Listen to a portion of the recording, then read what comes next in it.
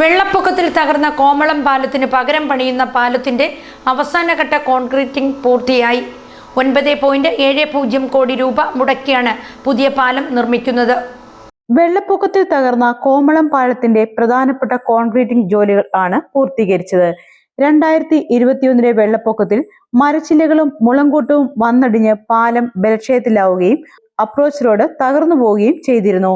പാലം തകർന്നില്ലെങ്കിലും പാലം പുനർനിർമ്മിക്കണമെന്ന് വിദഗ്ധർ നിർദ്ദേശിച്ചതിന്റെ അടിസ്ഥാനത്തിൽ അടുത്ത വർഷത്തെ സംസ്ഥാന ബജറ്റിൽ തുക അനുവദിച്ച് തുടർ നടപടികൾ വേഗത്തിലാക്കിയാണ് പാലം നിർമ്മാണം നടത്തുന്നത്.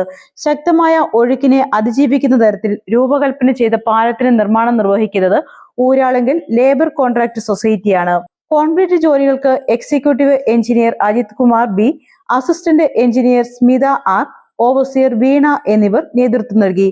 മാത്യു തോമസ് MLA, ജില്ലാ പഞ്ചായത്ത് അംഗം ജിജി മാത്യു, ഓട്ടോകാസ്റ്റ് ചെയർമാൻ അലക്സ് കണ്ണമല, ജോളി റെജി, രതീഷ് പീറ്റർ, രാമചന്ദ്രൻ, ബീന വർഗീസ്, ബാബു പാലയ്ക്കൽ, ഷിനു കുരുവിള, ജെയിംസ് വർഗീസ്, ജോസ് കുറഞ്ഞൂർ, പ്രസാദ് കൊച്ചുപാറയ്ക്കൽ, മുരളീധരൻ കല്ലുപാറ, റെജി പോൾ, സുജ സത്യൻ, ജോൺ കുര്യൻ, റോയി ചാണ്ടപ്പിള എന്നിവർ അവസാനഘട്ട കോൺക്രീറ്റിംഗ് കാണുവാൻ എത്തിയിരുന്നു.